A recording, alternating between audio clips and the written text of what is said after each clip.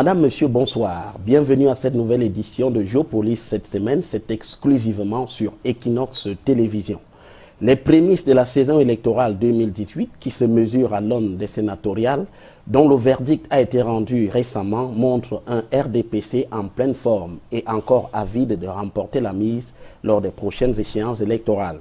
Cet état d'esprit permet aux partis au pouvoir de mettre en avant ce qu'ils considèrent comme un bilan élogieux, tant au plan social, avec notamment la réforme du système des pensions-retraites dans le secteur privé et parapublic qui est passé pratiquement inaperçu, et dans d'autres domaines encore. Au sein du parti au pouvoir toujours, les scrutins à venir et les candidatures des uns et des autres font l'actualité, tout comme l'opération Épervier qui n'échappe pas à ces questionnements. Pour répondre à toutes ces interrogations, Géopolis reçoit cette semaine Lucien Bidima-Bissot. Bonsoir Lucien Bidima-Bissot. Bonsoir, merci pour votre invitation. Oui, nous vous remercions aussi d'avoir sacrifié de votre temps pour venir sur le plateau d'Equinox Télévision. Je rappelle, je vous présente, vous êtes cadre du RDPC, le parti au pouvoir. Justement. Vous êtes cadre également à la Caisse nationale de prévoyance sociale, CNPS. Et vous êtes notamment contrôleur agréé et assermenté. Voilà. Et puis, vous êtes enfin président de l'association des élites Mveleu d'Esseux. Oui. Les Mveleu sont une tribu localisée dans le département de la Mofou et à Famba, dans la région du centre. C'est exact. Exactement, c'est là. Alors, un mot sur la fonction de contrôleur agréé et assermenté, cela voudrait dire quoi concrètement? Il faut commencer par voir que la Caisse nationale de prévoyance sociale a d'abord pour fonction de recouvrer les cotisations sociales dues. Ça veut dire les employeurs qui ont l'obligation de déclarer leurs salariés doivent le faire parce que le système au Cameroun est un système déclaratif. Mais maintenant, peut-être nous allons nous embrayer pour répondre rapidement. C'est lorsque ces employeurs ne le font pas, la CNPS a un organe de contrôle interne. Ce sont donc les contrôleurs qui sont agréés parce qu'ils prêtent serment au niveau de la Cour d'appel, parce qu'ils sont même affiliés au ministère du Travail, de la Prévoyance sociale et de la Sécurité sociale, si vous le voulez bien. C'est eux donc qui ont la possibilité d'aller auprès des employeurs vérifier l'effectivité du versement des cotisations sociales. Et à partir de là, c'est eux qui ont la possibilité de déterminer la dette sociale. Et lorsqu'ils l'ont fait, à partir de là, si l'employeur ne paye pas, la CNPS peut enclencher les procédures de recouvrement qui peuvent aller jusqu'au recouvrement forcé, qui peuvent même aller jusqu'au niveau du tribunal. Vous savez, aujourd'hui, la CNPS passe au premier rang du privilège du Trésor. Nous allons en parler tout de suite. Et il faut dire que et j'embraye là très rapidement, c'est quelque chose qui tient à cœur le chef de l'État. D'ailleurs, nous allons voir les différentes réformes qui ont été faites à ce sens. Parce que vous travaillez aujourd'hui, M. Guizogui, serait vraiment déplorable qu'après vos vieux jours, que vous ne vous retrouvez pas avec votre pension vieillesse invalidité décès, si je ne prends que cette branche. C'est une obligation morale pour tous les employeurs de déclarer leurs salariés. Parce qu'à la fin, vous devrez en bénéficier quand vous n'avez plus la force active de travailler. Donc les contrôleurs agréés et assermentés ont un rôle primordial dans le recouvrement des cotisations sociales. Et même qu'aujourd'hui, la sécurité sociale, qui est un pan réussi, je peux le dire du renouveau, nous allons peut-être en juger par rapport à ce qui est fait, aujourd'hui, nous rappelle tous notre responsabilité morale. Donc, ils ont un rôle très important. Alors, vous êtes cadre du RDPC, vous occupez quelle fonction exactement? Vous militez dans quelle circonscription? Je milite à la section de la Meufou-Famba. Non, il faut déjà dire qu'auparavant, j'avais déjà été président de sous-section. Aujourd'hui, je suis militant très actif. Parce que l'histoire entre le RDPC et moi, c'est une histoire d'amour, c'est une histoire de conviction. Parce que le président Paul Biya, pour moi, est un homme de conviction. Il faut déjà dire que je ne suis pas dans le RDPC par simple militantisme de rue. Je suis par conviction parce que je crois aux idéaux prônés par le chef de l'État. Je l'ai vu fonctionner peut-être déjà très jeune, depuis 1985, j'étais encore très petit. Mais j'ai cru à ce qu'il a dit. D'abord, les règles de moralisation, d'éthique, de la gestion de la chose publique. J'ai vu comment il a engagé le Cameroun dans un vaste processus démocratique. Et à partir de là, j'ai connu aussi, j'ai vécu les vicissitudes qui se sont déroulées dans la sphère politique de notre pays. Mais tout cela m'a renforcé dans mon idée de voir le président Biya agir comme un homme de paix, un homme qui voulait que ce pays se modernise. Et ça se confirme aujourd'hui. À partir de là, je me suis engagé dans ce parti. Vous n'avez donc jamais douté du RDPC? Je n'ai jamais douté du RDPC, d'autant parce que vous dites qu'il a engagé un processus de démocratisation, mais il y a quand même eu que les Camerounais ont marché, il y a eu des morts pour que cette démocratie arrive. C'est parce que, Monsieur Bissot. C'est parce que nous n'arrivons pas à revisiter l'histoire. Lorsque le président Biya prend d'une manière démocratique, il faut le dire, constitutionnelle, le pouvoir en 1982, il fait son premier discours. Regardez ce qui est le point d'ancrage de ce discours. C'est la démocratisation, c'est la rigueur et c'est la moralisation. Et vous allez vous rendre compte que de 1982, et lorsque le RDPC est créé en 1985 jusqu'à 1990, au sein même du RDPC, il existait déjà un processus démocratique. Oui, c'est-à-dire avec il y avait des multiples candidatures. Les multiples candidatures. Donc, il avait ça dans tous ses discours. Donc, quand nous arrivons en 1990, nous sommes presque au bout du processus interne. Oui, mais c'est un processus qui est interne au RDPC. Mais on n'a pas le sentiment qu'il sort du RDPC. C'est pour ça que... Comment vous expliquez le fait que depuis 1982, vous le dites si bien que le président Paul Biya a annoncé que la démocratie était l'une des pierres angulaires de son mandat à la tête du Cameroun, de sa magistrature. Alors, mais sauf que vous l'avez fait à l'intérieur du RDPC. Mais en 90, les Camerounais n'ont pas le sentiment que vous avez l'intention de le faire pour le reste des Camerounais. Monsieur Guizot, tout est processus. Tout ce que vous faites est processus parce que même pour que votre très belle télévision soit vue par tous les Camerounais, vous avez ce qu'on appelle la stratégie. Et tout a un plan d'action, que ce soit au niveau de la vie au quotidien, même quand vous voulez construire, vous commencez quand même par faire les fondations. Vous n'arrivez pas un bon matin et puis la maison est mise sur pied. Donc je dis, la démocratie même est un processus. Même dans les vieilles démocraties, tout n'est pas allé du jour au lendemain. Mais il faut s'en féliciter du fait que quand le président Paul Biya prend ce pays, le pays n'est pas à l'aube de la démocratie. C'est lui qui implémente ça. Lors de son premier discours, il commence à le faire à l'intérieur du parti. Souvenez-vous quand il y avait l'UNC, il n'y avait pas les candidatures multiples, il y avait des investitures à la limitation, il y avait des nominations qui se faisaient dans l'UNC. Donc la démocratie où le débat était totalement absent. Lorsque le président Biya arrive, il l'instaure d'abord à l'intérieur du parti.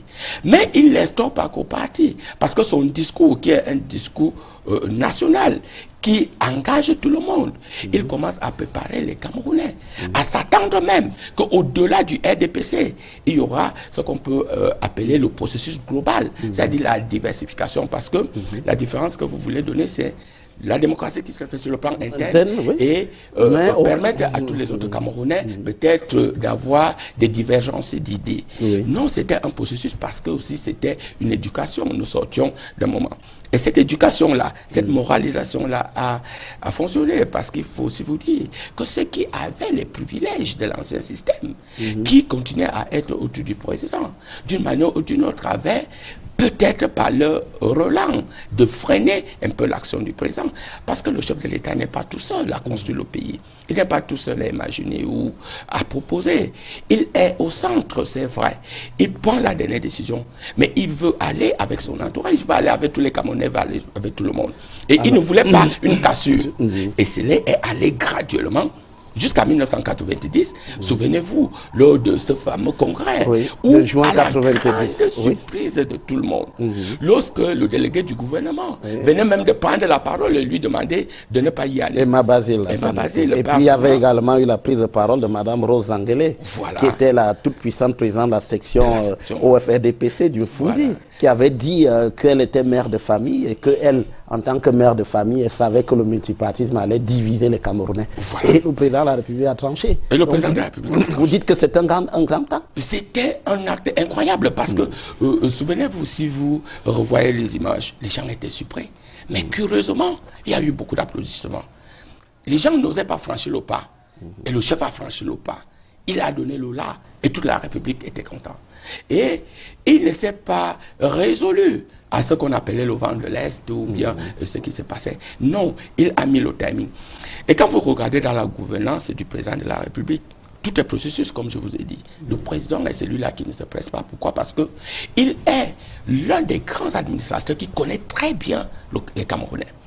Souvenez-vous, depuis 1962, il a mis son énergie, il a mis toute sa force, il a mis tout ce qu'il avait pour le bien-être des Camerounais, pour travailler à l'avantage des Camerounais. Donc il a étudié, il a occupé tous les postes de responsabilité possibles. Donc quand il prend une décision, c'est une décision mesurée. Parce qu'il ne le fait pas par rapport à lui, il le fait par rapport au Cameroun, à notre développement. Et lorsqu'il a embrayé ce processus, en fait, la deuxième phase du processus qui devait être la diversification des idées, c'est-à-dire tout le monde pouvait donc créer un parti politique. Et depuis lors, nous assistons à l'effrénésie de ces partis politiques, de la liberté qui est une liberté d'expression. Souvenez-vous, avant, on ne pouvait même pas faire cette émission. Et vous voyez avec quel ton cela amène. Cela m'amène aussi à dire que si nous ne sommes pas capables de reconnaître que le président Paul Biya l'a voulu, l'a souhaité, l'a mené et est allé jusqu'au bout, c'est faire une ingratitude intellectuelle et une ingratitude de l'histoire. Quelles que soient les conditions, nous ne pouvons pas l'effacer, M. Guizot. Vous êtes un très grand journaliste, très écouté. Tout ce que vous avez fait reste là, d'acte. Alors le président de la République a été le propulseur de ce que nous vivons aujourd'hui. Alors, donc vous êtes dans ce contexte que vous décrivez, c'est donc pour vous, c'est le RDPC qui est le seul espace politique, vous voulez la seule organisation politique qui vous sied le mieux avec tout ce que vous nous dites. Alors vous-même, vous évoluez comment? Vous partez d'où pour arriver à où vous êtes aujourd'hui, Monsieur Lucien Bidima Bissot? C'est vrai que je n'aime pas trop parler de moi, M. Guizot, mais parce que vous me l'aviez déjà demandé, je vous ai dit que c'était très difficile. Mais je vais vous dire que qui est Lucien Bidima, c'est un enfant qui a connu tous les problèmes. C'est pour cela que je connais les Camerounais d'en haut comme vous le disiez d'en bas. Parce que déjà, il faut vous dire que quand je commence à fréquenter, je n'ai que 3 ans et ma grand-mère est catéchiste. Elle m'amène à l'école, une école catholique.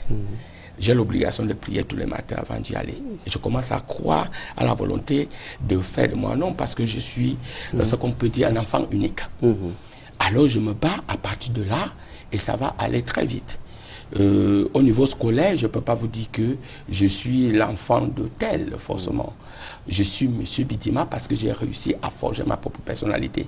J'ai fait tous les petits travaux que vous pouvez vous imaginer. Aujourd'hui, je suis à la sortie d'ici, on peut s'asseoir et prendre la bouillie, le haricot, que ça ne me gênerait pas. Mais cette formation m'a amené à m'imposer par rapport à mes valeurs. Je suis donc allé sur le plan académique. J'ai un baccalauréat en gestion, technique quantitative de gestion. J'ai une licence en sciences économiques, gestion des entreprises. J'ai une maîtrise en finance et comptabilité. J'ai un 2A en finance et comptabilité. Et après, j'ai eu une bourse, je suis parti en Israël où j'ai fait la gestion des projets. Et revenu, j'ai eu un diplôme en audit et contrôle de gestion. Je ne me suis pas arrêté là. Je suis reparti à l'Institut supérieur de management public. J'ai eu un DCS en management public. J'ai travaillé d'abord aux impôts avant d'immigrer maintenant à la synthèse d'ailleurs sur concours. J'ai fait le concours des contrôleurs agréés assermentés. Et j'y suis. Ça c'est une innovation de qui? C'est sous M. Mokoulou? Non, c'était sur Motazé. Monsieur Motazé, parce qu'il y a la possibilité de faire le concours interne. Mais il y a la possibilité d'ouvrir même Mokoulou le fait, on va en parler tout de suite. Mais je ne peux pas dire que dans ce parcours, ça a été la somme de plusieurs personnes qui m'ont poussé. Parce que comme je n'avais pas tel parent, j'ai des parents. Aujourd'hui, j'ai des parents dont je n'ose pas en parler parce que peut-être que ça ne fait pas bien au niveau de l'éthique qui m'ont porté. Mais j'ai eu quelque chose qui m'a marqué en 1989. Alors, je vais à l'école, au lycée technique de Yaoundé. J'habite le quartier Mambo, vous connaissez, à près de 5 km à pied tous les matins. Et je vais faire le sport du baccalauréat et je tombe. Je tombe. Vous étiez un malaise? Oui, un malaise. Et j'étais d'ailleurs le président du club UNESCO. Au lycée. Au lycée. Alors j'ai un malaise, je tombe. On m'amène à l'hôpital et le docteur, en m'examinant, il demande qu'on m'apporte un peu de lait. Donc ce matin, vous n'aviez rien mangé? Je n'avais rien mangé, comme tous les matins. Vous ne m'aviez... Oui, je n'avais rien à manger d'ailleurs. Alors, il dit juste à mes proviseurs que non, il a faim. C'est pour cela qu'il est tombé. Et quand je me réveille de la situation, je suis marqué par l'histoire. Je rentre à la maison. Je prends un papier, un bic. Vous ne faites pas de sport là? Cette Je ne fais épreuve, pas vous ne la faites pas? Je ne fais pas. Oui. Je rentre, je prends le papier et le bic. Et j'écris au président de la République, à M. Paul Biya, président de la République, j'ai jamais oublié. Pour lui dire quoi? Pour lui dire que je suis un garçon qui veut faire son école. Mais je n'ai pas les moyens d'y aller ou d'y arriver. Et que je demandais spécialement son aide pour m'amener à faire l'école. Et j'écris avec mon bic. Je vais à la poste centrale et puis le courrier est parti. Oui. L'année, immédiatement, j'ai réussi mon examen. Au baccalauréat. Au baccalauréat. Et comme j'avais laissé l'adresse d'un de mes oncles, il m'appelle, nous étions au mois de novembre, il me dit, mais vous avez la lettre, la réponse du chef de l'État depuis. Il m'avait instantanément écrit tout ça proprement. En me demandant de me rapprocher rapidement de M. Pham Ndongo. À ce moment, le professeur Pham Ndongo était à la présidence de la République. Conseiller, je crois, à la Oui, présidence, à la communication. Et quand j'arrive, il me reçoit, c'est pour la première fois que je suis reçu au palais. Au palais, oui. Il me reçoit et me dit, le chef de l'État vous a accordé une bourse pour la Belgique. Mais il se fait tard. Il a reçu votre lettre. Mais à partir de là, vous allez vous approcher du cabinet de la première dame. J'ai toujours les noms, Madame Rose Nambélé de l'époque. Et le chef de l'État a décidé de prendre en charge vos études jusqu'à ce que adviendrait. Et puis je me rapproche immédiatement de Madame Onambélé. De Madame Onambélé. Et au nom du chef de l'État, et même, je veux dire, de la famille du président de la République, je suis immédiatement pris en charge. Et là, vous allez où? À l'université? Je suis déjà inscrit à l'université. À l'université, oui, puisque... Oui, puisqu'entre-temps, Monsieur Guizogo, je sors de là. D'abord, on a appelé le chancelier Joël Moulin. Joël Moulin, qui était à l'époque, oui, tout à fait. Quand à l'université j'arrive, du Cameroun. Il m'attend. Et je suis reçu. J'ai droit à une chambre universitaire, j'ai droit au repas. Et mieux, on me demande, c'était d'ailleurs son épouse, qui avait donné des instructions que désormais que je mange chez Madame Rose Nambélé, en question qui était le responsable du cabinet. Et ma vie change du jour au lendemain. Un enfant sorti de la pauvreté absolue devient un enfant de la présidente de la République. Je vous dis, il n'y a eu aucune intervention de qui que ce soit. Je n'ai pris qu'un papier et un bic. Et j'ai été au président Biya.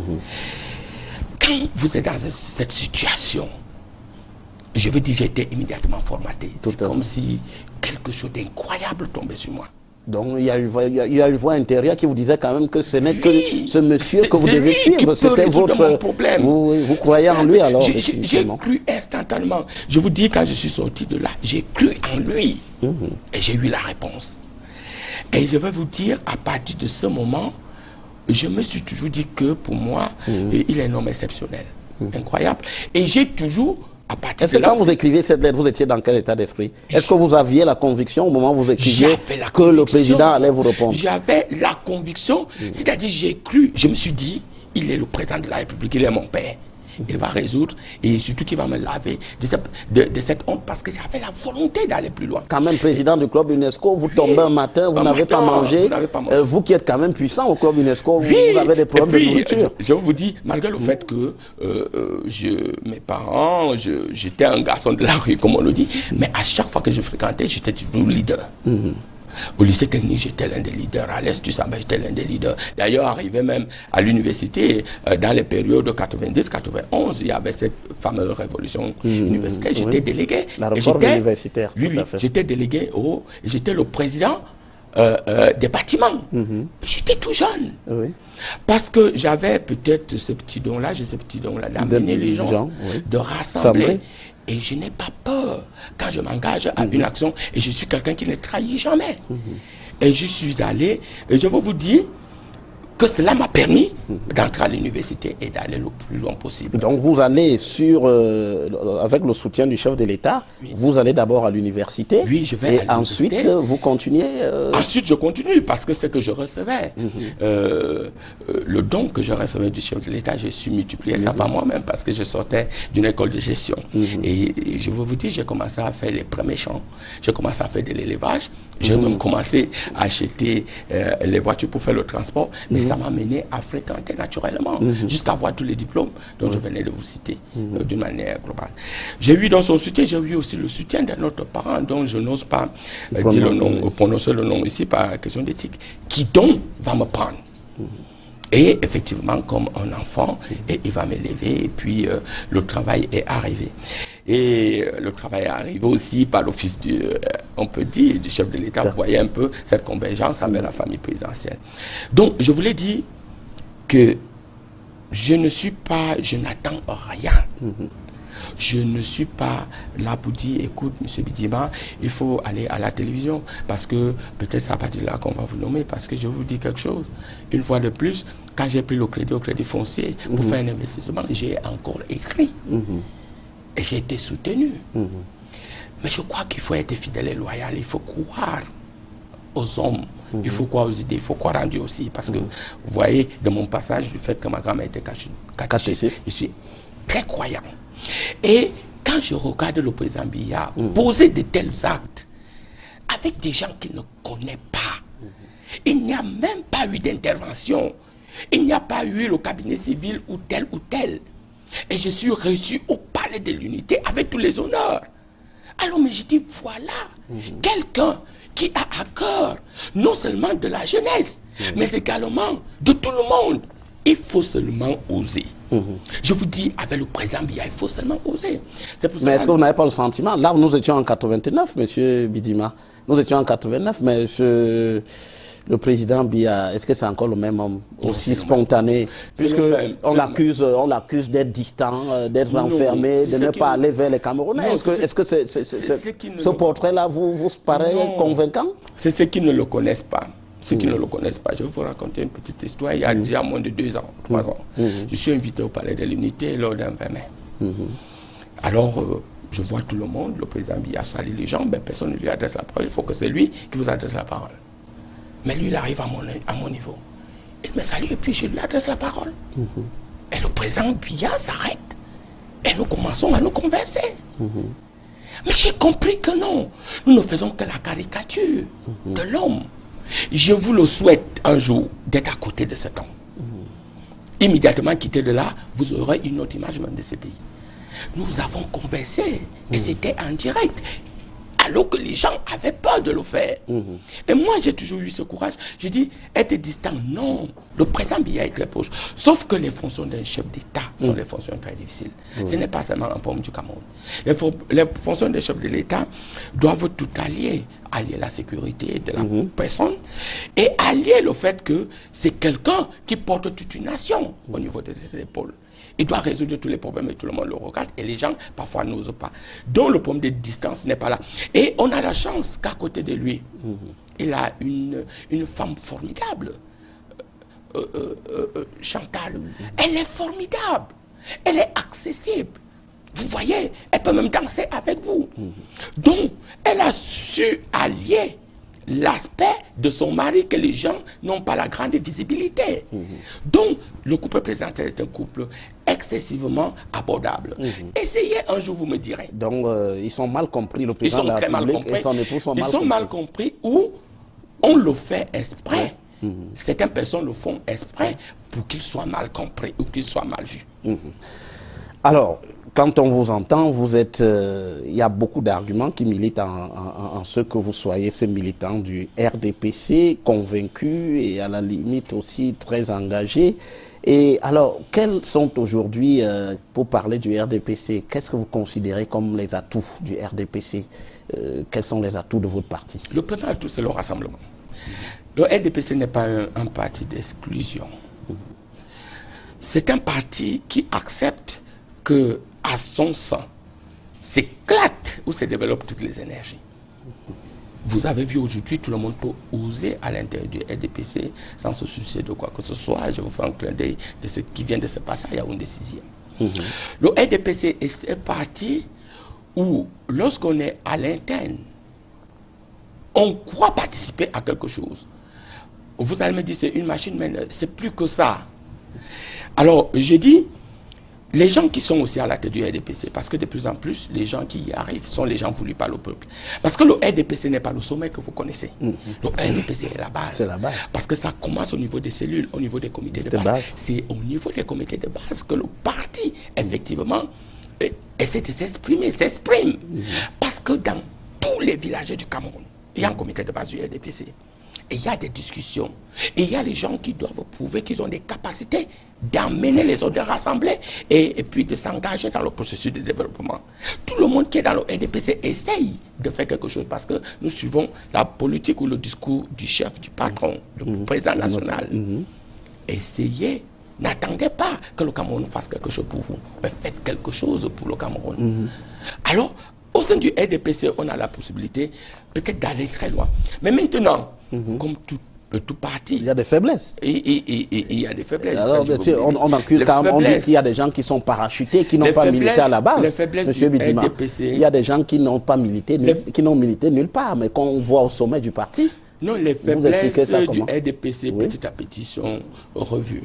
Ça, je ne voudrais pas vous mentir en disant qu'à un moment donné, il était quand même déplorable qu'un président de section soit là. Et que c'est la personnalité, ressources qui viennent organiser. Parce qu'il est aimé, parce qu'il a eu la confiance du chef de l'État et qui viennent au niveau de la base chercher à organiser. Au mépris, parce que certains de ces personnalités ressources même avaient auparavant postulé dans des élections de section et ils n'ont pas réussi. Et puis, non. Et le président de la République a recadré les choses. Parce qu'il faut savoir que aujourd'hui, un président de section a la possibilité de faire toute organisation. Nous avons maintenant ce que nous appelons les comités départementaux, ça peut être régional. Ce sont les comités d'encadrement maintenant. Parce qu'il faut quand même avoir les gens qui vous encadrent, qui de temps en temps vous font transmettre l'esprit du chef, la politique que vous devez soutenir. Mais au niveau de la base aujourd'hui, c'est totalement démocratique. Parce que remarquez, lorsque vous partez dans un meeting au niveau de la section, tout le monde va parler jusqu'à ces personnalités qui continuent à être des personnalités ressources, mais qui nous encadrent au niveau départemental. Mais le dernier mot revient au président de section. Donc, c'était cette faiblesse-là qui, à un moment donné, faisait croire aux gens que ça ne valait pas la peine de militer, où ça ne valait pas la peine d'être proche de la base, qu'il suffisait qu'on soit nommé et puis qu'on vienne imposer ses points de vue au niveau du parti. Cela a été réglé. Il peut y avoir d'autres faiblesses que j'ai toujours dit. Moi, je dis aujourd'hui, nous sommes un parti fort, un parti d'avenir. Mais nous devons être capables, et je crois que c'est la volonté aujourd'hui du comité central, de pouvoir compter nos militants. Alors, vous n'arrivez pas à les compter? Non, nos militants sont très nombreux. On n'arrive pas à cadrer Je ne peux pas dire qu'aujourd'hui, qu'on peut connaître le fichier global de nos militants. Quand je dis arriver à le sommier du parti, il y a quand même une opération du sommier du parti qui fait dérouler. La vérité ne veut pas dire forcément les militants. Le sommier du parti fait acte de connaître tous les organes du parti. Et peut-être ceux qui y militent. Mais le RDPC a plus large que ça. Parce que nous avons les militants et nous avons les sympathisants. Il faut pouvoir mener une action qui nous permette de savoir qu'au niveau de la Mofwa Famba, réellement, pas ceux qui ont voté pour le RDPC, mais ceux qui militent pour le RDPC réellement, ils sont à tel nombre. Pourquoi? Parce que ça a une force. Aujourd'hui, pourquoi? Parce que ça a une force. Aujourd'hui, au niveau des problèmes financiers du parti, les cotisations du parti, il faut que nous soyons capables de comptabiliser ce que nous prenons au niveau de la population. Parce qu'en fait, le grand nombre, imaginez que si nous étions 1 million d'adhérents véritablement énumérés, et que chacun payait normalement ses cotisations, même si c'est des 500 ou des 1000 francs. Nous sommes capables de savoir que par mois, voilà ce que nous avons. Capables d'imaginer et d'évaluer nos propres forces au niveau de notre propre trésorerie, au-delà des dons et legs que tout le monde peut bénéficier, au-delà du fait qu'on peut avoir les grands, tous les partis ont ce qu'on appelle les grands militants. Ça veut dire, M. Bidima, ce qui donne, ce n'est pas forcément ce que va donner le militant à la base, mais qu'on sache quand même que nous avons ces militants qui peuvent être capables d'agir. Parce que nous avons quelque chose. Le RDPC a une double magie. La magie, c'est que lorsque nous partons aux élections, comme tout le monde croit, en fait, la grande majorité des Camerounais croient à la politique du chef de l'État. Il est voté. Au niveau de la base, la politique du chef de l'État, nous le croyons, qui s'illustre même au niveau de la base, nous votons.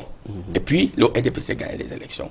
Oui, ça c'est le fonctionnement d'une manière globale.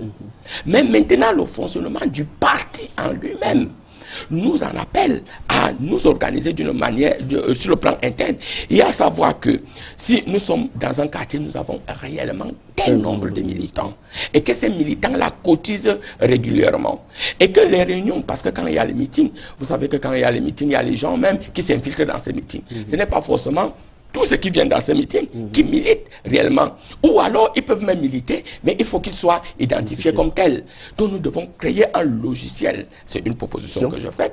Nous devons créer un logiciel sur le plan national qui va aller jusqu'aux cellules du parti. Ça va commencer au niveau de la base.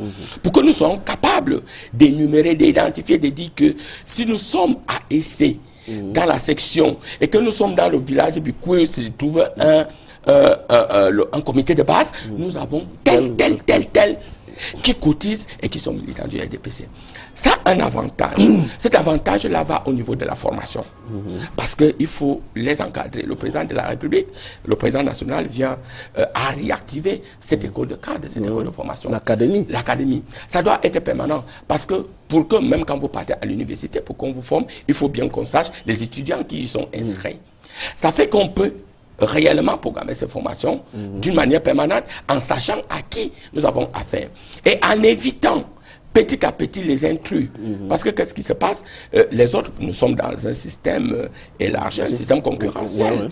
Les autres peuvent venir chez nous et faire du n'importe quoi et peut-être même distiller les idées qui ne sont pas les idées du parti pour essayer de distraire nos militants. Or, lorsque nous sommes connus, vous êtes identifiés, vous payez vos cotisations, on peut réellement vous encadrer avec efficacité. Alors, quand je vous entends, vous voyez ce côté-là, vous relevez justement ces risques qui peuvent, ces faiblesses qui ne vous paraissent pas importantes, mais est-ce que, par exemple, cette majorité, RDPC a une majorité, d'aucuns parlent de majorité obèse au Parlement, majorité, très grande majorité, au Sénat encore, à l'Assemblée nationale, je voulais dire, très grande majorité, au Sénat, très grande majorité aussi. Est-ce que finalement, ça n'ennuie pas le RDPC d'avoir autant une majorité aussi large? Je vais paraphraser en vous rappelant un peu le championnat espagnol. Vous êtes sportif, oui, tout à fait. Est-ce que le Barça s'est un jour lassé de gagner? Le Barça ne s'est pas lassé de gagner. Il gagne toujours. Il gagne toujours. Ah, oui. Il cherche toujours les plus performants. Il va gagner encore le championnat cette année, par exemple. Alors, je reviens donc au niveau politique. Pourquoi voulez-vous que le RDPC s'en lasse? Parce que le système est ouvert, le système est démocratique. Il faut bien que les autres prouvent qu'ils peuvent faire mieux que nous. Mais si nous avons les possibilités, nous les avons. Si nous avons les hommes, nous les avons. Si nous avons les jeunes et les femmes, nous les avons. Qui sont capables d'embrayer sur l'idéologie de notre chef, de travailler eux-mêmes pour rendre le système accessible à tout le monde, notre parti, accessible. Pourquoi voulez-vous qu'on ne gagne pas? Parce que le résultat de tout ce que nous faisons se retrouve au niveau des urnes. Je ne peux pas parler parce que cela peut sous-entendre que le Cameroun n'est pas démocratique et que le RDPC... Oui, puisque c'est un risque. Oui. Le fait que le RDPC ait autant d'élus et tout, finalement, on revient à une situation de parti unique. Est-ce que le RDPC n'encourage pas ça? Non. Est-ce que ce n'est pas ce que vous voulez? Est-ce que le multipartisme pour vous n'est qu'une façade, finalement, au RDPC? Non. Ce n'est pas que ça? Cela ne peut pas être ça parce que nous partons régulièrement aux élections. Le code électoral camerounais a été revu avec la participation de l'opposition. Aujourd'hui, on peut, même avec la communauté internationale, même avec tous les partis politiques, vérifier l'exactitude des élections. Nous venons de gagner les élections sénatoriales. Tout le monde était là, tout le processus, et même le Conseil constitutionnel. Il y a même un représentant du SDF qui s'y trouve. Comment voulez-vous que les Camerounais votent le RDPC et qu'à la fin qu'on refuse en disant non, voilà, ça peut être obèse. Alors nous, on ne peut plus y aller, non. Ce que je dis, c'est que le RDPC travaille, le RDPC fonctionne comme une entreprise. Une entreprise se fixe les objectifs d'efficacité, les objectifs de performance. Et le RDPC et les objectifs d'éthique. Le RDPC est dans cette vision, regardez M. Guizot, il ne se passe pas un seul week-end sans que vous n'entendez que dans un coin du Cameroun, le RDPC est en train de faire soit une conférence de sous-section, soit une conférence de section, ou alors que nos élus sont au niveau du terrain pour expliquer des choses à la base. Nous travaillons. La politique, c'est quoi? Donc cette affirmation, c'est par rapport à quoi? À l'absence de l'opposition, ou bien est-ce que c'est une faiblesse? Vous êtes aussi fort parce que l'opposition est faible, ou alors vous êtes simplement fort parce que vous êtes fort? Non, je ne voudrais pas stigmatiser l'opposition parce qu'eux, ils passent le temps à nous stigmatiser. Et vous gardez de faire ça? Oui, nous gardons de faire ça. Nous ne donnons pas de leçons à qui que ce soit. Moi, je ne fais que vous dire. Le processus qui est celui du RDPC, c'est lui que nous nous sommes appropriés pour être toujours à l'avant-garde, de dire que nous travaillons. Parce que je suis sûr qu'au cours de cette émission, si quelqu'un était encore sceptique, peut-être un jeune, il peut dire, ah tiens, je fais confiance au président Biya, je m'inscris au RDPC. Parce que nous avons cette capacité d'expliquer. Les autres critiques, ils ne proposent pas. Nous, ils n'ont pas de proposition. Alors, mais je dis qu'il mais là, vous êtes en train d'envoyer une pique à l'opposition, même si vous dites que vous n'êtes pas là pour faire des leçons à l'opposition. Vous dites qu'ils critiquent, qu'ils ne font pas de proposition. C'est ce que vous voulez dire? Nous sommes une force de proposition. Nous sommes une force de proposition sans mettre totalement de côté ce que font les autres. Et l'opposition est une force d'aucune proposition? Non. Aujourd'hui, qu'est-ce que j'observe, si vous voulez tellement que nous... Vous ne parlez pas. Oui. Qu'est-ce que j'observe? Regardez comment l'opposition est divisée au Cameroun. Regardez comment l'opposition a fait comme seul point d'ancrage ou seule proposition la personne du président Paul Biya. En demandant quoi, son départ, en disant qu'il ne faut plus qu'il se représente. Tout n'est centré que sur le départ du président Paul Biya. Vous trouvez que c'est exagéré? Que les gens demandent que le président se retire? Attendez un peu. Attendez un peu, ce n'est pas un individu qui va demander au président Paul Biya de partir. Le président Paul Biya est Camerounais comme vous et moi. Il a la liberté de se présenter aux élections. Et les Camerounais ont le choix de voir qui peut présider au destiné de notre pays. Non, qu'est-ce qui se passe? Au lieu de faire des efforts de proposition, nous allons y arriver, par exemple, au niveau de la sécurité sociale. Tout est centré sur ce que le RDPC n'a pas fait. Et d'ailleurs, ils prononcent tellement le nom du RDPC qu'on finit par intégrer que non, mieux vaut aller au RDPC, mieux vaut l'original que la copie. Non, il faut avoir la possibilité de proposer. Vous voyez, même moi tout à l'heure, je viens de proposer quelque chose au sein de notre parti parce que c'est comme ça. Vous allez voir, je vais par exemple vous parler des marchés publics, je vais vous parler de ce que j'entends. Si nous tous, nous y allons sur ce chemin, nous proposons. Mais l'opposition ne propose pas. L'opposition ne travaille pas. Et même lorsqu'il travaille, il ne travaille pas pour attirer la sympathie. Et il travaille avec pour seul objectif dégager le RDPC. Mais comment ils le feront? Je vous donne un exemple. Dans quelques mois, nous aurons affaire aux élections législatives et aux élections municipales. Or, on prépare les sénatoriales à partir des élections municipales. Alors que le RDPC, lui, il est maintenant sur le terrain pour convaincre, pour expliquer, pour soutenir nos élus qui y sont, pour engager même d'autres voix. L'opposition, lui, il ne regarde pas ça. Et lorsqu'il y aura les élections municipales, le RDPC va gagner la majeure partie de toutes les mairies. Conséquence, en 2023, le RDPC va encore gagner le Sénat. Voilà la problématique. C'est-à-dire qu'ils n'ont pas de stratégie qui tienne. Ils n'ont pas de propositions qui amènent les gens à voir qu'effectivement, on peut faire quelque chose et à leur sort, ils sont totalement... Est-ce que ce n'est pas aussi une question de moyens, M. Bidima? Ce n'est pas une question de moyens. Quand même le RDPC au pouvoir, vous avez président de la République, président national du RDPC, vous avez les moyens d'État. Quand même, vous n'allez pas nier que le fait que le RDPC soit sur le terrain chaque week-end, c'est aussi souvent avec les moyens de l'État. Vous avez des VX rutilantes, climatisées, qui vous permettent d'aller sur le terrain, parler aux Camerounais, pendant que l'opposition n'a pas ces moyens. Alors, je vais vous rappeler, par exemple, pour les sénatoriales, vous qui nous dites que le RDPC est très fort, pour les sénatoriales, les financements des partis politiques ne sont pas arrivés jusqu'au jour du scrutin. Qu'est-ce que vous en pensez? Et je veux vous dire, vous croyez que lorsque... le comité de base des Bokolo, dans un village très loin d'Essé, s'est réuni avec le président qui est du village. C'est un problème de moyens. Il n'y a pas une élite qui vient financer tout ça un peu derrière? Vous, par exemple, vous qui êtes quelqu'un quand même d'important à Yaoundé. Nous sommes surpris. J'étais à la conférence de sous-section, à la section de la Meuf Wafamba Nord, avec une femme qui est présente chez nous. Elle est très dynamique. J'y étais. Nous avons été surpris quand nous sommes arrivés. Monsieur Guizogou, ce sont les militants qui nous ont reçus. Je n'ai donné aucun franc, aucun sou.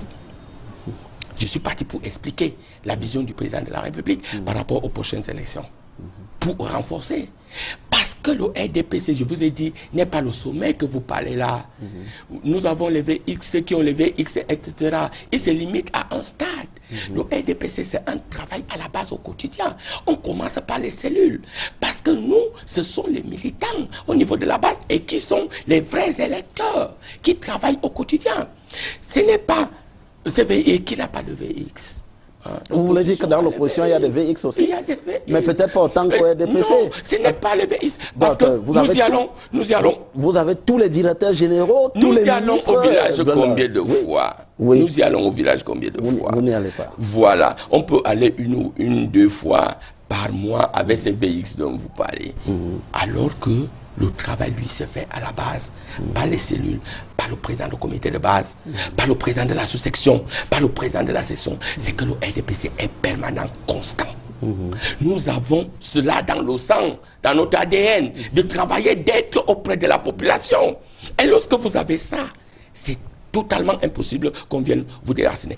Est-ce que nous avons interdit à un responsable politique, tous ces, je n'ose pas dire les noms, ils ont aussi des VX qui partent à AEC, qui trouvent les militants qui peuvent travailler?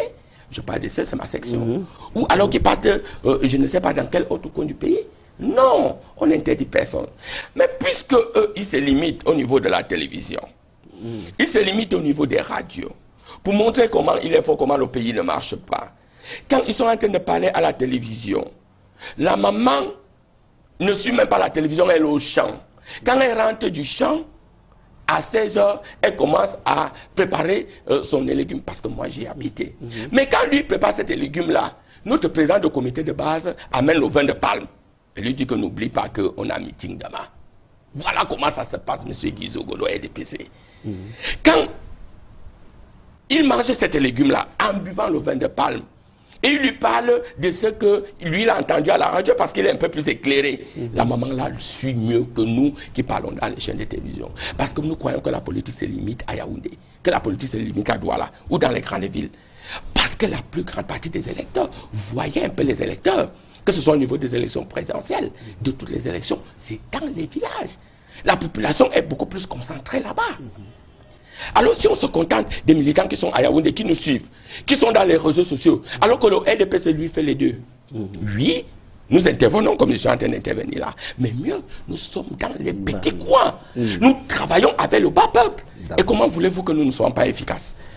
Alors, Lucien Bidima Bissot, après ces explications sur le RDPC, sa puissance et ses faiblesses, les scrutins 2018 sont un temps fort. C'est une saison électorale cette année.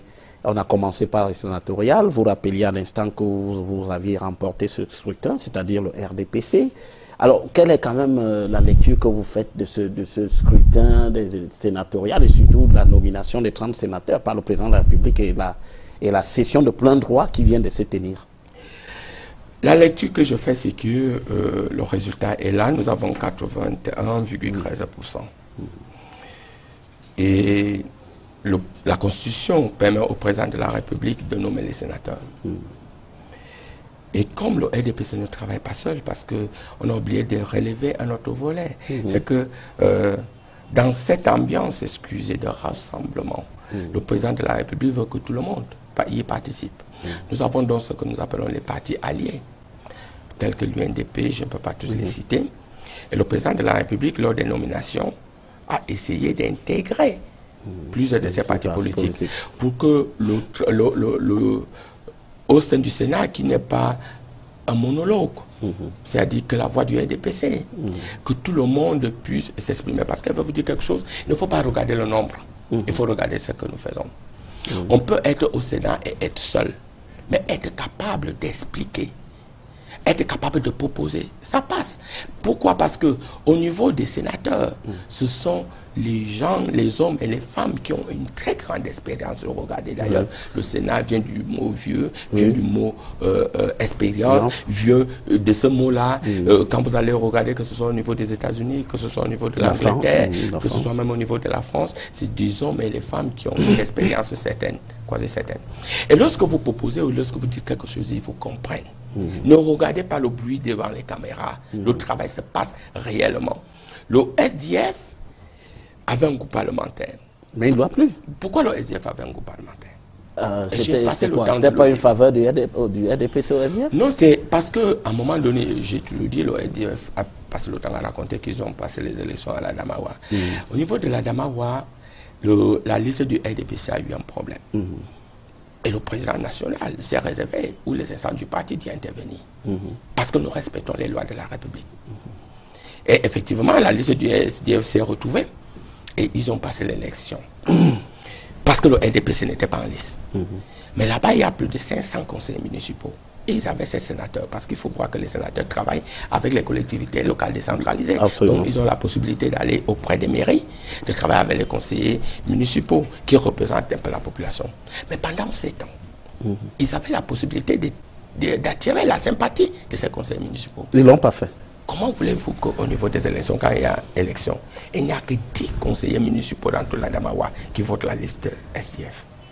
Ça montre encore, M. Guizot, cette faiblesse incroyable. Donc vous voulez dire que...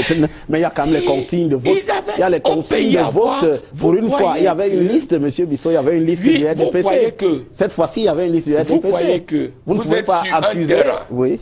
Vous ne pouvez pas accuser comme ça facilement le SDF de faiblesse. Vous êtes sur un terrain où vous avez la possibilité, parce qu'à partir de ce moment, du moment où ils étaient sénateurs, le RDPC n'avait même plus possibilité de les défendre, que ces sénateurs partent auprès des mairies, travailler avec les maires, travailler avec les conseils municipaux. On n'avait plus cette possibilité parce qu'ils étaient aux affaires. Vous croyez que si un conseil municipal vient voir comment moi, sénateur, je viens dans votre village, je travaille avec le maire, je travaille avec lui pour faire remonter les projets de la base au niveau du sommet. Et qu'au niveau des élections, même si je suis dans notre parti, je ne veux pas quand même avoir de la sympathie ou voter parce que le vote est secret. Et que pendant 5 ans, 7 sénateurs n'ont pu convaincre que 10 conseillers municipaux sur les 543. Et même plus. Alors, mais vous estimez que c'est d'une paresse incroyable? C'est une paresse incroyable. Alors qu'au même moment, vous allez voir au niveau de la Mefoua Famba, dont je fais office, nous avons notre sénateur, le sénateur Naondoa. D'ailleurs, je profite pour le saluer, il a été réélu. Nous avons le sénateur Ban Motovalais, je profite aussi pour le féliciter, il vient d'être nommé. Alors, les sénateurs de la région du centre, ils passent le temps à faire le travail du terrain. Pour la première fois, j'ai assisté à ce que j'entendais ou je voyais ailleurs. La démocratie participative. Comment cela? Ça veut dire les sénateurs viennent et réunissent tous les militants au cours des meetings. Et donnent la parole aux militants. Pas plus aux conseillers municipaux. Donnent la parole à qui veut bien prendre pour poser les problèmes de la base. Et à partir de là, on a vu des choses incroyables. Un militant qui leur rappelle que, attendez, vous avez promis que dans telle mairie, vous devrez donner un groupe électrogène. Et jusqu'à présent, il n'y a pas le courant. On n'arrive pas à faire. Immédiatement, les sénateurs prenaient la parole et mettaient ce groupe électrogène à la disposition du maire en question. Quelqu'un d'autre pouvait dire non, écoutez, comme chez nous, on a les pommes de route, le président de la République vient de permettre qu'il y ait une boucle de la route Soir et seul à Rouen. C'est vraiment quelque chose d'extraordinaire. Nous entrons là dans des grandes réalisations. Mais comme ça, il peut y avoir des couacs. Moi qui suis président des élites, j'ai pris la parole pour interpeller le Sénat, pour qu'il soit une courroie de transmission au niveau de l'administration, pour que les problèmes des indemnisations pouvaient rapidement... Par rapport aux travaux de la route, oui. Ils me l'ont promis et immédiatement, ils ont saisi le brevet. Ils ont saisi les administrations concernées d'ailleurs. Comme il y avait un ancien ministre de domaine, il a expliqué à la population d'être patient et expliquer la procédure. Voilà ce que j'ai vu du travail de ces sénateurs. Comment voulez-vous qu'après, qu'ils ne soient pas votés? Si les sénateurs du SDF avaient fait la même chose à l'Ouest, S'ils avaient fait la même chose à la Damawa, je crois que même s'ils devaient rater les élections, ça n'allait pas être avec des scores pareils. Oui, mais il y a quand même que vous avez une majorité hyper absolue. J'ai dit la majorité. En concerne les conseillers municipaux. La majorité. Vous n'allez pas faire comme si ce n'était pas le cas. La majorité ne signifie pas qu'on se mette de côté au niveau de son travail. Je vais vous dire que vous pouvez bien, si vous voulez, vous, avec vos caméramans tout à l'heure, je pense qu'il y a certains peut-être qui ne sont pas de notre parti. Mais après ce discours, après ce dialogue, essayez encore de mettre une urne ici, là. On dit qu'il veut être au RDPC, vous serez surpris que c'est lui qui était très radical par rapport aux explications que je viens de donner, qui ne se retrouve pas dans le RDPC. C'est comme ça. Il faut travailler. Alors, mais ça veut dire, excusez un peu de détente, ça veut dire que effectivement, lorsque vous travaillez, la population vous écoute, vous suit. Mais si vous ne travaillez pas, vous êtes sénateur, vous avez les micro-projets, vous avez peut-être même ces avantages, vous n'êtes pas auprès de la population, vous ne leur expliquez pas certaines choses, vous ne remontez pas au niveau du sommet leurs problèmes qui sont au niveau de la base. Comment voulez-vous qu'ils vous fassent confiance? Mais non, parce qu'ailleurs aussi le LDPC a perdu. Le LDPC a perdu au nord-ouest, alors que nous avions la majorité de nos militants, des conseillers municipaux. Ça veut dire aussi que de ce côté-là, d'une manière, les sénateurs de la liste SDF ont travaillé.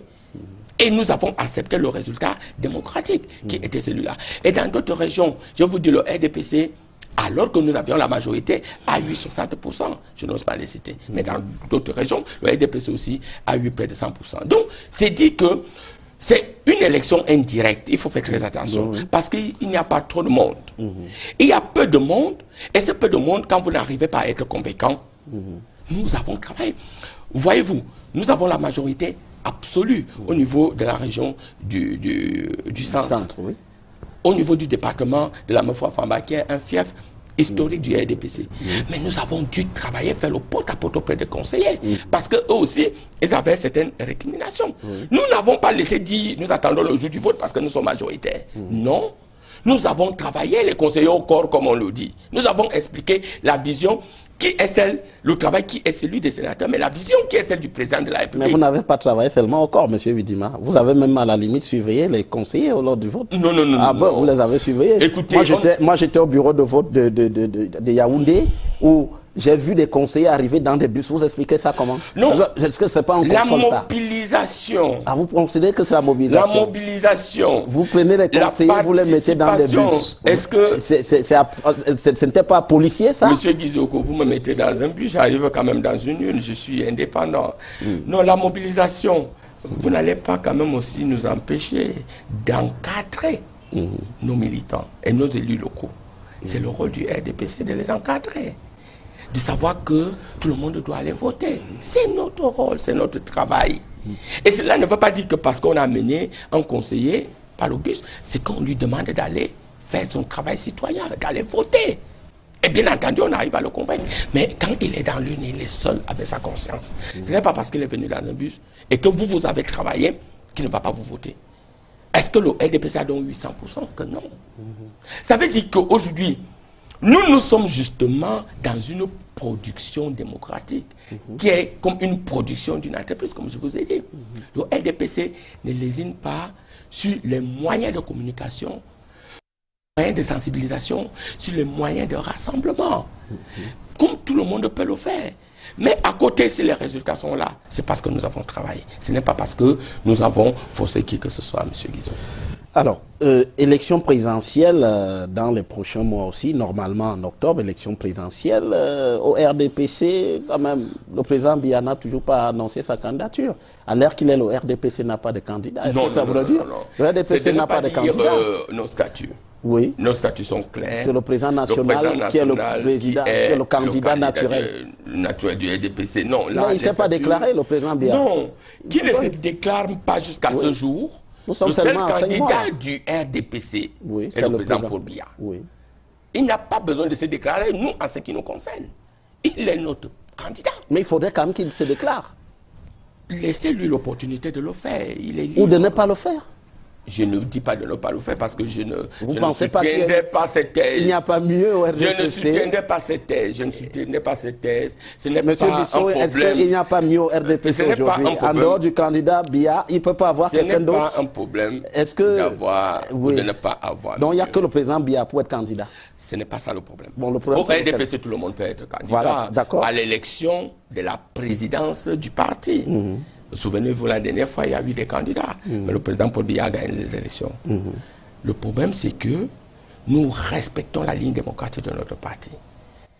Si d'ores et déjà les statuts et le règlement intérieur, le président Paul Biya s'est présenté aux élections au sein même de notre propre parti. Et il a gagné ces élections. Il est président national. Et nos statuts stipulent que le président national du RDPC est candidat à la présidence. Comment voulez-vous que je parte, que je dise autrement et de savoir que est-ce qu'il y a une autre personne ou pas? Je m'en tiens à la discipline du parti. Mais écoutez, je m'en tiens aux règles du parti. Oui, mais en dehors du président Biya, il peut quand même avoir d'autres figures au RDPC aujourd'hui. S'il y a d'autres vous en connaissez, vous? S'il y a d'autres figures, s'il y a d'autres figures au sein du RDPC, qu'ils attendent lors du congrès et qui se présentent. Est-ce qu'il y aura congrès? Non, nous sommes à 5 mois. Nous sommes à 5 mois de la présidentielle qui a lieu en octobre, M. Bissot. Non. Mais il y a eu une réunion du bureau politique qui a reconduit le mandat du chef de l'État. C'est prévu. Oui. Par nos statuts. C'est pour cela que je dis, quand les gens ne lisent pas nos statuts, peut-être qu'ils nous font juste un procès en sorcellerie. Non. En vérité, que prévoient nos statuts? Nos statuts prévoient que le mandat est de 5 ans, renouvelable. Oui. Mais si le mandat n'est pas automatique, si on ne passe pas automatiquement aux élections, après 5 ans, le bureau politique reconduit peut prolonger le mandat du président. C'est ce qui a été fait. C'est ce qui est inscrit et écrit dans nos statuts. Pourquoi voulez-vous que nous remettions ça en cause? Parce qu'il est là d'une manière démocratique. Alors, le président Paul Biya a cet avantage que c'est un juriste. Il respecte la ligne du parti. Ce qui voudrait dire actuellement, à l'heure où nous sommes, M. Bissot, que si il n'y avait pas congrès, c'est bien le président de la République, Paul Biya, qui serait le candidat. Absolument. Donc, le congrès est hypothéqué, si je comprends bien. Je ne dis pas que le congrès est hypothéqué. Oui. Je dis qu'il y ait congrès et qu'il y ait prorogation du mandat par le bureau politique. Tout ça est légal au vu de nos statuts. Ça ne souffre de rien. C'est légal. C'est légal. C'est bien inscrit. Mais il y a des ambitions personnelles au RDPC aussi. Je dis les ambitions personnelles. Il y a quand même des gens qui piaffent d'impatience. Ils se disent, bon, le président Biya a quand même 35 ans. Il peut quand même se retirer pour nous laisser la place aussi. Il y a quelque chose, si vous me voyez rire, M. Guizot. Vous n'imaginez pas que ce soit possible? Non, ce n'est pas que ce soit possible. Parce que pour le moment, un pays fort, un parti fort, est celui-là qui croit son leader. Un parti fort aujourd'hui, comme le RDPC, quand je dis fort, c'est parce que nous avons l'assentiment de toutes les populations et celui-là qui respecte le règlement de son parti et qui respecte la ligne et qui respecte les statuts. Mais je vous mets au défi. Même s'il y a élection au sein du RDPC aujourd'hui, la personne qui peut battre le président Biya, ça je vous dis, il n'y en a pas. Et ça aussi, c'est la vérité. Le pouvoir vient de Dieu, M. Guizot. On ne peut pas transgresser ça. Le président... Quand vous dites le pouvoir vient de Dieu, qu'est-ce que vous entendez par là? J'entends par là. Est-ce que cela voudrait dire qu'on ne peut pas contester un pouvoir sous prétexte qu'il vient de Dieu? Puisqu'on le conteste de temps en temps, dans le RDPC, il y a les progressistes, les modernistes, il y a les gens. Mais on a éteint tout cela. Aujourd'hui, je parle avec la plus grande liberté possible. Si je défends la ligne du président Paul Biya, parce que j'ai des preuves, parce que j'ai des faits qui le démontrent. Mais... cela ne veut pas dire qu'on ne peut pas vouloir ne pas être président du parti. Mais si vous voulez être président au sein du RDPC, tout militant d'ailleurs peut l'être. On n'a pas limité. Tout le monde peut être candidat à la présidence du RDPC. Mais on a vu des candidats qui ont eu des problèmes quand même. Mais citez-moi en salle.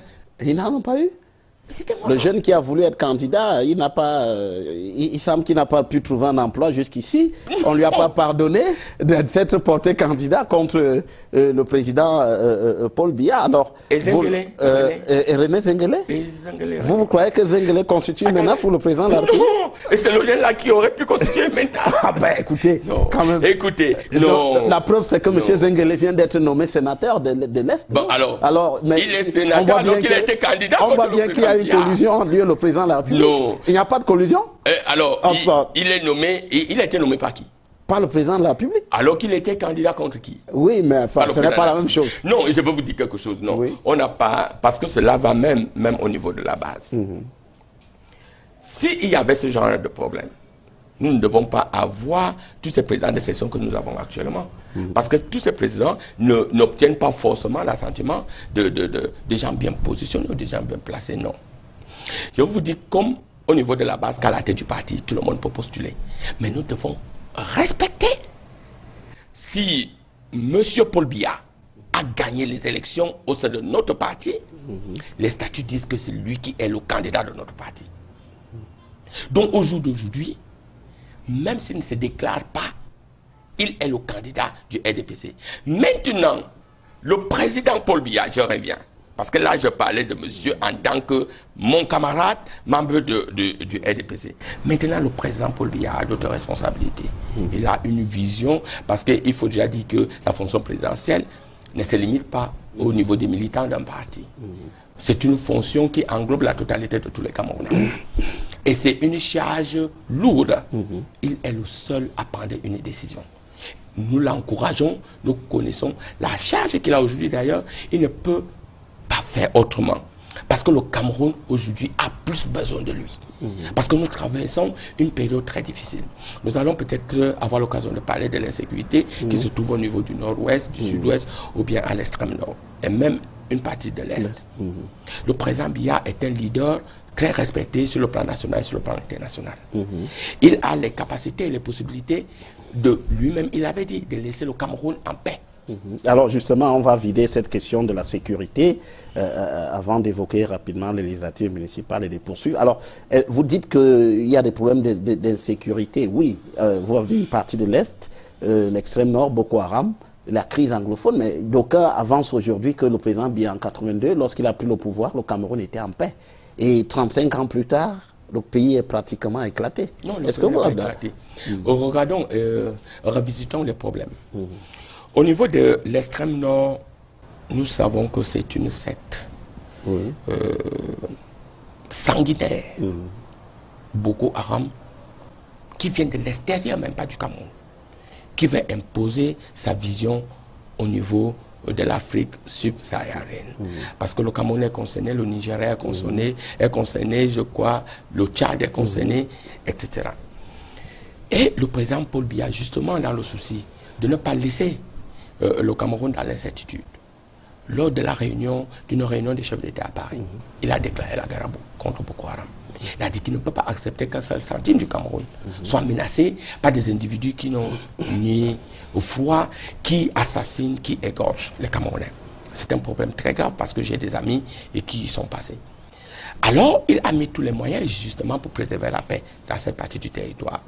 Aujourd'hui, on peut comprendre et croire et voir d'ailleurs que la situation s'est nettement améliorée. Ça, ce n'est pas le président Paul Biya qui a imaginé cela. C'est venu de l'extérieur. Tout au contraire, il a défendu avec acharnement les intérêts du Cameroun. Il a défendu les Camerounais. Tout comme la situation en RCA qui a débordé sur le Cameroun. Voilà. Alors, on revient au niveau justement de la RCA. Le président Biya est même parti. Aujourd'hui, les Camerounais assistent au niveau de la force multinationale qui se trouve au niveau de la RCA pour essayer de pacifier cette partie du pays. C'est aussi venu de l'extérieur. Et le président a pris toutes les mesures nécessaires pour préserver les Camerounais, leurs biens et les personnes. Alors maintenant, on en arrive à une autre situation, celle du nord-ouest et du sud-ouest. La crise anglophone. La crise anglophone. La crise anglophone n'est pas des revendications corporatistes. Et on en dénombre malheureusement 3 types d'acteurs. Les premiers acteurs, c'est les syndicats, que ce soit au niveau de l'éducation, que ce soit au niveau judiciaire, les avocats, etc., qui revendiquent l'amélioration de leur processus. Que ce soit leur vie au quotidien, que ce soit au niveau de leur communication. Le rétablissement d'un certain nombre de normes, c'est-à-dire le rééquilibrage entre le français et l'anglais pour les uns, les moyens pour les autres. Ça, ce sont les acteurs qui, à ce moment-là, posent des actes qui ne sont pas totalement contradictoires avec la vision que nous avons, c'est-à-dire le débat. Et très vite, le président Paul Biya va donner des instructions pour régler tous ces problèmes. Vous allez voir le ministre d'État Laurent Husso qui va descendre sur le terrain, qui va apporter des solutions, le professeur Jacques Famendongo, vous allez voir le ministre de l'Enseignement. Bref, tout le gouvernement, jusqu'au Premier ministre qui va descendre, tout le gouvernement va se mobiliser pour trouver des solutions et qui ont été trouvées dépassant même les revendications. Et après, s'incorpore un deuxième type d'acteurs, les partis politiques, qui a mal de sensations, qui voulait justement profiter de cette situation pour poser d'autres revendications. Ces revendications revisitaient même la forme de l'État, c'est-à-dire la République fédérale, pour certains. Et d'autres revendications qui commençaient à se porter même sur la personne du président de la République. Ça commençait à être dépassé, mais jusque-là, il y a eu le processus de dialogue. Le président de la République a instruit le Premier ministre d'aller sur le terrain et de dialoguer même avec les partis politiques pour trouver des solutions pacifiques parce que au quotidien, que ce soit au niveau de l'Assemblée, que ce soit au niveau du Parlement, il y a ce dialogue. Se greffe enfin un troisième type d'acteur. Voilà le processus, les extrémistes. Dites sécessionnistes. Alors là, qui totalement s'écarte du modèle républicain. Le modèle républicain se repose sur des canons. Il y a la Constitution, il y a le respect de l'ordre, le respect de la force publique, le respect des biens de l'ordre, le respect de la liberté de l'ordre, le respect de la démocratie, des règles démocratiques. Que non, le respect de la forme de l'État. Que non, il décide de diviser totalement le Cameroun. Alors, est-ce que vous ne pensez pas que c'est un problème politique? Parce que vous citez l'évolution et tout. Est-ce que c'est pas possible? Non, là, ce n'est plus politique. Oui. Est-ce que les revendications de la crise anglophone, ce n'est pas question politique? Parce que les problèmes politiques se règlent par le débat et au niveau des urnes.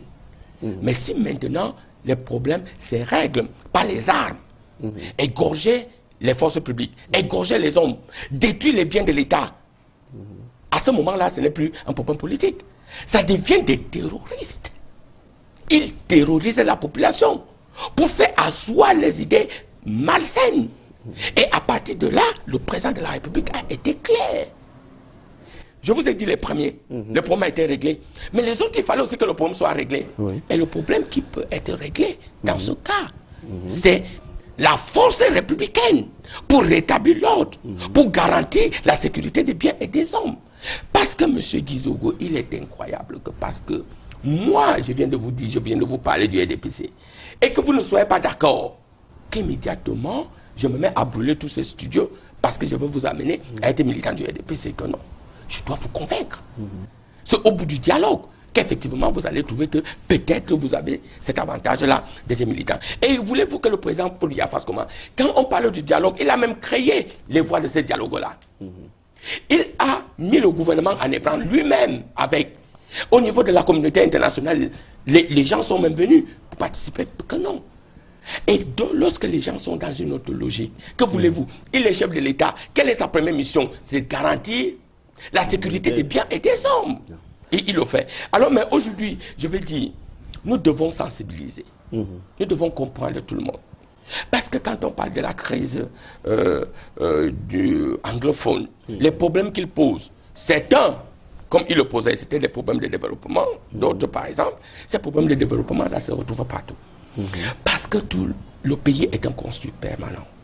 Ne croyez pas qu'un chef d'État va venir aujourd'hui et balayer totalement ce qui a été fait. Donc, de deux, dites-moi un seul pays au monde, même la première puissance qu'est les États-Unis. J'ai eu la possibilité, lorsque j'étais en Israël, je suis parti faire un stage à New York. On partait dans les quartiers défavorisés. Oui. Mais là-bas aussi, les gens dorment encore dans la rue. Voyez-vous la première puissance du monde.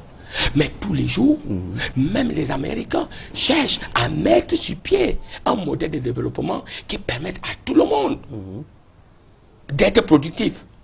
Alors donc, il n'y a aucun pays au monde qui peut dire qu'il n'y a pas un seul pauvre là-bas.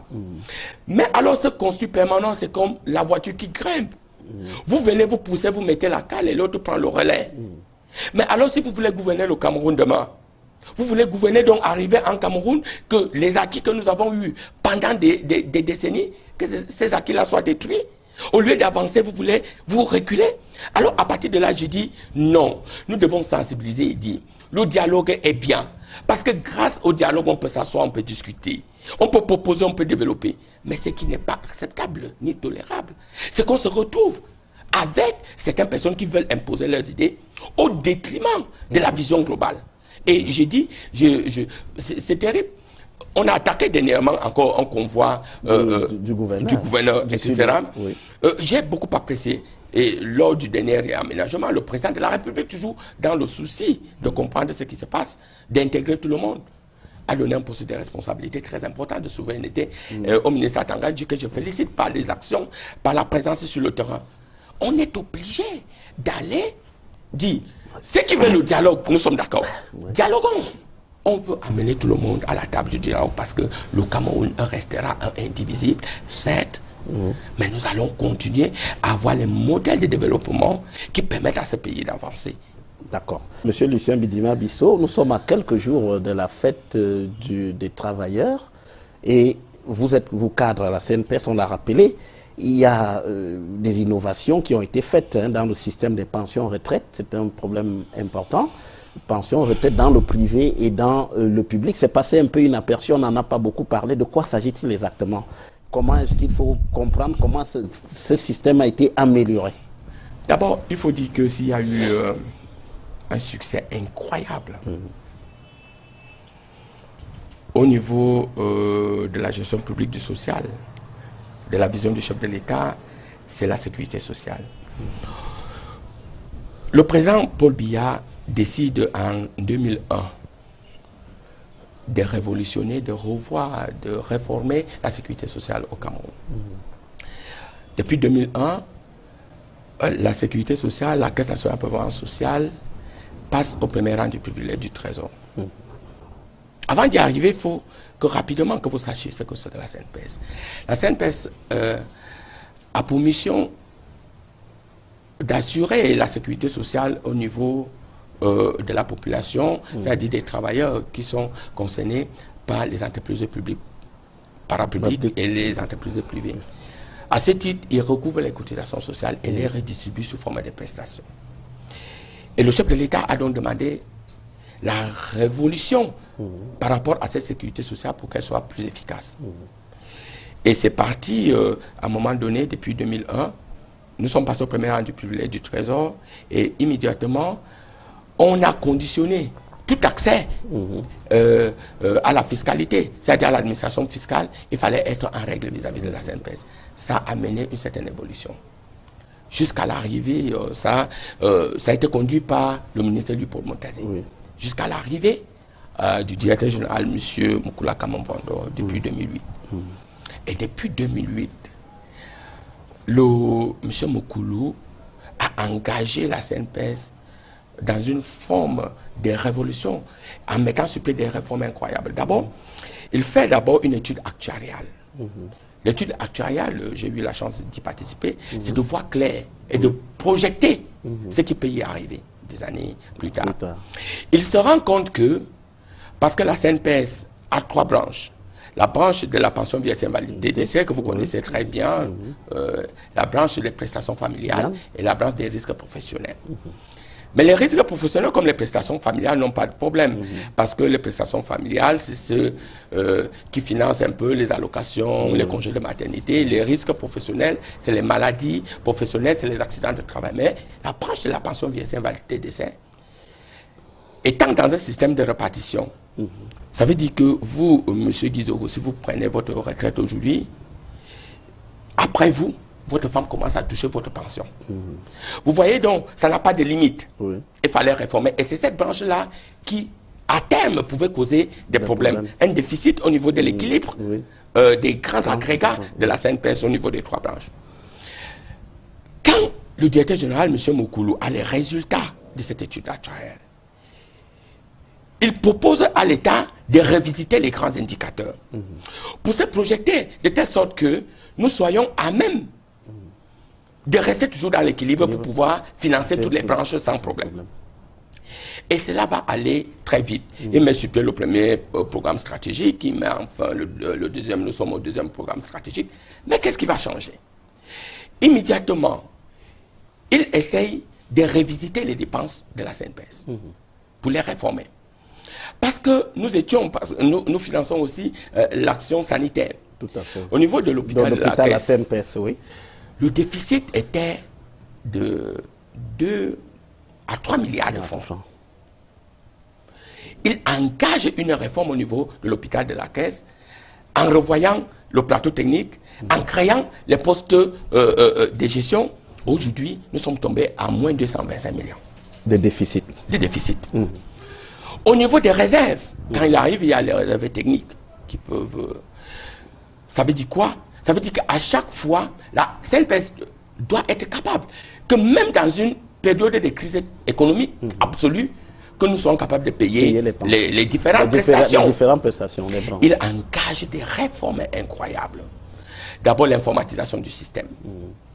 Est-ce que vous savez que là, vous êtes là, M. Guizougou, à la sortie d'ici, je peux prendre mon ordinateur, je vérifie si vous êtes affilié. Je peux même vous dire les prestations qui sont versées, les cotisations qui sont versées pour vous. Je peux même vous dire à quel moment, effectivement, vous irez en retraite. Et le jour que vous arrivez, le moment de la retraite, vous l'avez. Est-ce que vous savez qu'aujourd'hui, vous arrivez à la CNPS, quand vous remplissez toutes les conditions, vous vous asseyez, on calcule votre pension retraite et vous rentrez avec votre chèque.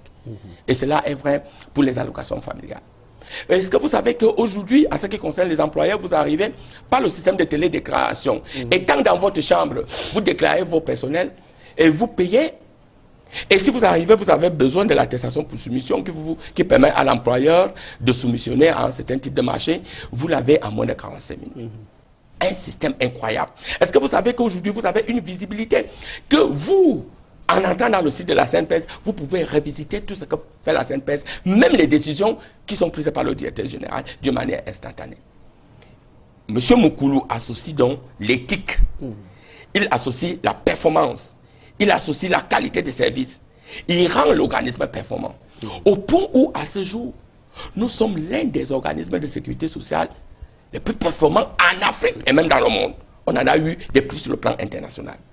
Cela a donc permis cette maîtrise de la dépense. On appelle chez nous la dépense parfaite. Ça veut dire qu'on doit vraiment faire la juste dépense. Cela a permis à la CNPS d'engranger des réserves incroyables. Aujourd'hui, 200 milliards, c'est cela le chiffre? Près de 200 milliards. Près de 200 milliards de réserves. Des réserves. Oui. Et ces réserves parce qu'il a su, au niveau interne, de faire des placements qui sont des placements productifs. Les placements financiers. Avant, nous donnaient à peine 225 millions. Aujourd'hui, nous sommes à près de 4 milliards au niveau des placements financiers.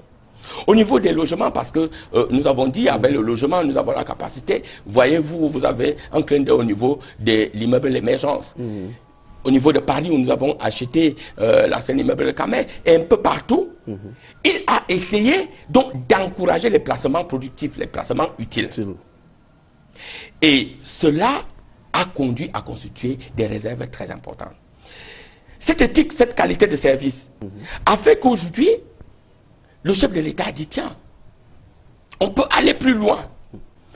Et c'est comme ça que le président de la République, il y a à peine 2 ans, a même demandé qu'effectivement, on déplafonne, que ce soit au niveau des cotisations sociales, mais également au niveau de la pension des invalidités décès. L'assiette de déplafonnement part de 300 000 à 750 000. Qu'est-ce que cela veut dire? Ça veut dire, M. Guizougou, vous êtes à Equinox, si vous gagnez 1 million de francs avant, quand vous preniez votre retraite et que vous avez fait 15 ans, on devait calculer votre pension retraite que sur le plafond de 300 000. Si on prend 30%, comme les règles l'indiquent, vous devrez gagner 90 000. Vous regardez du jour au lendemain, vous quittez de 1 million à 90 000 francs au niveau de la pension. En termes de rythme de vie, c'était inacceptable. Grâce aux réserves, grâce aux études, grâce à la productivité, grâce... Parce que si je parle de M. Moukoulou, parce que je suis tellement fier, c'est un camarade du parti. Et je mets quiconque au défi au niveau de l'opposition. Je fais un clin d'œil de nous dire la méthode qu'ils auront mis, qui soit plus efficace que celle que nous avons actuellement. Grâce à toutes ces performances, la CNPS donc a engagé ces réserves qui ont permis au chef de l'État de réformer encore une fois de plus les cotisations sociales, de déplafonner. Aujourd'hui, si vous prenez la retraite et que vous aviez un salaire de 1 million, on va plutôt calculer votre pension sur la base de 750 000 francs. Donc vous allez gagner minimum 250 000 francs si vous n'avez fait que 15 ans. Vous voyez, cette réforme, cette révolution a encouragé même les principaux acteurs, c'est-à-dire les travailleurs, à se rassurer que effectivement ils sont affiliés à la CNPS. De l'autre côté, avec le développement, c'est-à-dire la vision au niveau des indicateurs, on cotise maintenant un peu plus. C'est-à-dire, on est quitté de 300 000, surtout au niveau de la branche de la pension vieillesse, invalidité décès à 750 000. Ça fait encore un peu plus de réserves. C'est dit quoi? C'est dit que nous devons, quand quelque chose est bien, il faut l'encourager. Donc, vous ne comprenez pas toutes ces attaques contre nous ne sommes pas arrêtés là. La CNPS? Nous ne sommes pas arrêtés là. Avec tous ces résultats formidables, le président de la République. Allons plus loin. Permettons à tous les Camerounais de bénéficier de la pension vieillesse et invalidité décès. De cette branche. Parce qu'auparavant, même si vous étiez employeur, vous ne pouviez cotiser que pour vos salariés, même pas pour vous-même. Vous voyez, c'était une injustice sociale. Auparavant, la bas salam, le moto-taximan ou n'importe qui travaillait ne pouvait pas cotiser. Aujourd'hui, on a mis l'assurance volontaire. Tout Camerounais, et même un étudiant, tout Camerounais où il se trouve, qu'il soit agriculteur, qu'il soit éleveur, qu'il soit moto-taximan, peut lui-même aujourd'hui envisager de construire sa pension vieillesse et invalidité décès. Monsieur Guizoko, c'est incroyable. Alors, vous allez nous dire un mot rapidement aussi sur les cotisations sociales, le contrôle, parce que c'est un problème. Dans cette période de la fête du travail, fête internationale du travail, qu'est-ce que la CNPS fait concrètement pour protéger les travailleurs, puisque c'est une question essentielle dans ce pays? D'ailleurs, je veux vous dire, le système est déclaratif au Cameroun. Aujourd'hui, les salariés doivent savoir qu'ils ont la possibilité eux-mêmes de vérifier que leur employeur paie leur cotisation sociale. Le système est déclaratif, c'est quoi? C'est que la loi permet plutôt à l'employeur d'aller déclarer ses salariés. Mais aujourd'hui, c'est révolutionnaire. Vous pouvez faire une dénonciation. Si vous avez peur, parce que peut-être votre employeur peut éventuellement vous licencier, à ce moment-là, vous le faites, mais la CNPS vous protège. Parce que le contrôle donc prend le relais. Avec les canons que nous avons, nous viendrons faire un contrôle sur Equinox, sans même dire que c'est M. Guizoko qui est venu vous dénoncer, et se rendre compte, en faisant un contrôle physique, que M. Guizoko n'appartient pas, n'est pas affilié. Donc j'appelle tous les travailleurs. Je les dis, n'ayez pas peur. La sécurité sociale est un droit de l'homme. C'est une obligation morale, légale de l'employeur de vous affilier. S'il ne le fait pas, vous saisissez la CNPS et puis ça va s'engager. Vous avez éludé le fait de dire, est-ce que je ne comprends pas tous les attaques qui se font? Oui, sur le DG de la CNPS quand même. Je dis, d'ailleurs je veux vous dire, je ne demandais rien, je vous ai dit ça dès le départ. Mais je trouve que c'est absurde. Nous devons reconnaître que lorsque quelqu'un a travaillé si durement et que les résultats sont là, une jalousie, qu'elle soit interne, qu'elle soit externe, n'a pas de place. C'est l'un des plus grands managers que nous avons aujourd'hui. Demandez au directeur général de la CNPS, je ne suis jamais allé dans son bureau pour lui demander de me nommer. Mais je suis tellement fier et content de savoir qu'il a travaillé pour mon pays. Il a travaillé, c'est l'un des plus grands gestionnaires que nous ayons aujourd'hui. Que ce soit même au niveau des entreprises privées ou publiques. Et il n'est pas seul, ça il faut le dire. Il a réussi à mettre au niveau de la CNPS l'esprit d'entreprise. Il est accompagné par les directeurs, par les conseillers et par tous les agents qui vont dans le sens d'améliorer la sécurité sociale, la gestion de la sécurité sociale au quotidien. Alors, donc il faut tirer chapeau à toute cette équipe managériale. Alors oui, nous allons terminer par là rapidement, Monsieur Lucien Bidima Bissot, opération Épervier. Alors il y a quand même une affaire, c'est que l'opinion, une certaine opinion a pensé ces dernières semaines que seuls les bêtiers étaient interpellés et que les bêtis ne seraient pas très sérieux, que ce seraient des grands voleurs. Qu'est-ce que vous vous dites de tout cela? Non, l'opération Épervier n'est pas une opération qui concerne les bêtis. C'est une opération qui concerne l'assainissement de la finance publique, la gestion de la finance. C'est une opération qui concerne tout le monde. Le président Paul Biya a été clair que tous ceux qui sont dans les postes de gestion, qui ont commis des actes de détournement rendant gorge. Quand l'opération d'assainissement, je n'aime pas parler de l'Épervier, d'assainissement a commencé, il y a eu Mouchi Poussedo qui a été arrêté, qui est parti en prison. Était-il bêtis? Non. Voilà. Il y a eu Siam Sioé après. Était-il bêtis? Non. Aujourd'hui, il y a le Premier ministre Enoni Frem, ancien Premier ministre. Est-il bêtis? Et il y a Marafat Amidou Yaya. Est-il bêtis? Non, il y a aussi, donc naturellement, c'était bêtis qui se sont retrouvés dans les postes de gestion avec ces problèmes de gestion. Donc, ce n'est pas un problème de bêtis. Il faut que nous arrêtions de stigmatiser ou de faire comprendre dans l'esprit que les bêtis comme les Bamileke, comme les frères de l'extrême nord ou du nord, les Camerounais sont des grands hommes. Les bêtis sont des très grands gestionnaires. Et il peut aussi avoir des indélicats. Mais je viens de vous citer M. Moukoulou, qui fait un travail formidable au niveau de la CNPS. N'est-il pas dans le giron des grands bêtis que non? Le président Paul Biya lui-même, il est quoi? Lui qui amène ce pays à ce niveau, n'est-il pas bêtis? Non, il ne faut pas faire le problème bêtis. Parce que nous, au RDPC, que ce soit au niveau de la présidente de la République, nous essayons du président de la République de mettre de côté cette étiquette de tribalisme. Nous devons nous insurger contre tous ceux qui gèrent, qui sont dans les postes de gestion et qui distraient les fonds publics pour les intérêts personnels. Qu'ils soient bêtis, qu'ils soient bamileke, qu'ils soient woussa, qu'ils soient n'importe quoi. Nous devons dire que cela ralentit l'économie du pays. Parce que la lutte contre les détournements ou contre la corruption, elle doit être globale, doit s'installer dans nos mœurs et dans nos intérêts de dire ce n'est pas bien. Autant je me suis insurgé contre le terrorisme, autant je dis nous devons avoir aujourd'hui le Cameroun propre. Si vous aviez à me demander quel slogan donner pour la prochaine élection présidentielle, vous diriez le Cameroun propre avec Paul Biya. Merci, monsieur Lucien Bitima Bissot. Je rappelle que vous êtes cadre du RDPC, cadre également à la Caisse nationale de prévoyance sociale et président de l'un des grands groupes de l'association, de l'un des grands groupes de la région du centre, ce sont les ESE, le groupe ESE, voilà, dans le département de la Meufou et à Famba. Merci d'avoir accepté notre invitation et de nous avoir éclairé sur nombre de points en ce qui concerne votre parti et d'autres activités. C'est moi qui vous remercie, tout en vous remerciant. Permettez quand même de dire un mot, de savoir qu'effectivement, j'appelle tous ceux qui sont avec nous d'être compréhensifs, d'être derrière le chef de l'État. C'est très important aujourd'hui.